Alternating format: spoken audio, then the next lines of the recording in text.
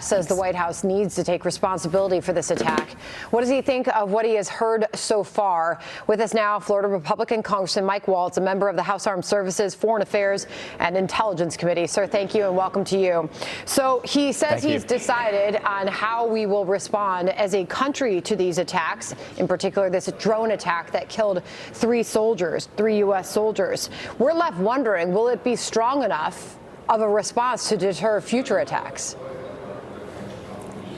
Well, Sandra, I hope there is at least a recognition that Tehran will trade the lives of its proxies, of its militias, for American and for Israeli lives all day long. So hitting back at the proxies has not been effective and will not be effective in terms of deterrence. So I hope at least there's a recognition there. So what does that then look like?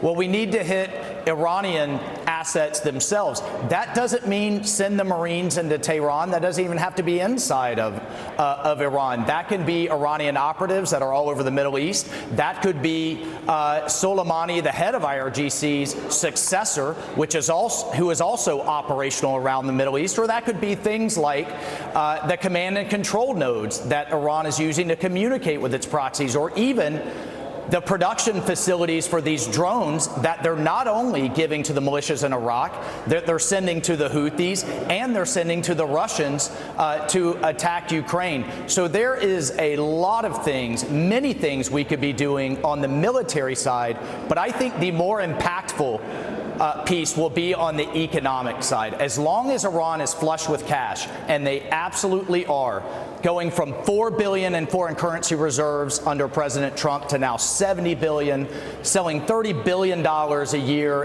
in oil, mainly to China. That's where we need to see the administration reverse course. House Republicans passed a bill called the SHIP Act that would put secondary sanctions on Chinese buyers, on shipping companies, on refineries. At the end of the day, until we dry up the cash in Iran, they're going to have plenty of it to fuel terrorism around the region, and that's where we have to get to the root of the problem. And for that, we know there is at least bipartisan support. I had a Democrat and a Republican join together on our program earlier, calling for exactly that economic hit to Iran. In the meantime, Congressman, you have been very firm on your stance that this is an administration that is on defense rather than on offense. Well, our own Jackie Heinrich was able to yesterday in that White House briefing room, when John Kirby was at the microphone, ask him about your words. Here was the exchange. This morning, that when you're trying to play defense constantly rather than punching back in a meaningful way, this blood is on this administration's hands. What is the response from the White House to an accusation like that? What I would tell you, and I would tell the congressman, is we're mindful of what Iran's doing in the region, and we have taken aggressive action against these proxy groups and on their influence in the region, and there are decisions yet to come. So let the president make his decisions, let him weigh these options, and then we'll act. The idea that we have somehow laid down and not pushed back on Iran is simply not borne out by the facts. Let's wait. Let him weigh his. How long are we supposed to wait? Well, listen, saying the word "don't" repeatedly all over the international stage, or launching pinprick attacks on warehouses in the middle of the desert, clearly didn't work, and now soldiers are dead because of it. So, I would have loved a follow-on question there.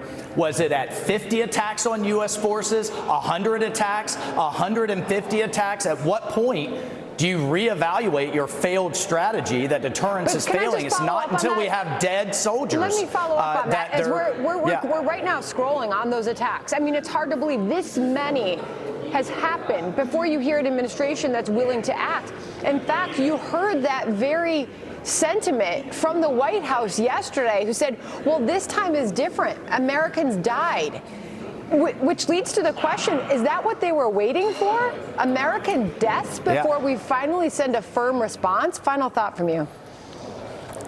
Well, and even before that, in December, we had a member of a soldier from the 82nd Airborne with shrapnel in his head in a coma, right? So, I mean, that's where I mean they need to bear responsibility. But I hope his message, the president's message to these families is we're not going to allow this again. We are going to impose costs that Iran cares about, and we are going to restore deterrence in the Middle East. That's what we need to see. And again, our hearts go out to those families who are grieving Absolutely. the deaths of their loved ones today for their ultimate sacrifice. Congressman, real quick final thought on the border, on the impeachment hearings over Mayorkas. You tweeted out why you think that Mayorkas should be impeached.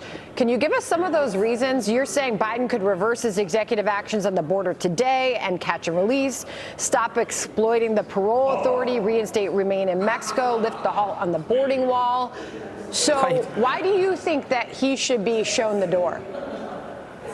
Well, these are all policies that President Biden reversed through executive order. So this notion that they need some type of new statutory or legal authority from Congress is just baloney. But separately, if you have a cabinet officer that is deliberately and willfully ignoring the laws of the Congress and willfully evading the laws of the Congress, the only remedy that we have constitutionally is for the Congress to take act through the constitutional act of impeachment. It's incredibly serious. We take it very seriously. But how long do we allow this humanitarian and national security crisis to go on? The same thing we saw in the Middle East. Do we wait until there's a terrorist attack? Do we wait until there's more dead Americans and then say we should have taken action? Well, we're not going to do that. We're moving forward. Congressman, appreciate your time tonight. Thank you so much. Thank you.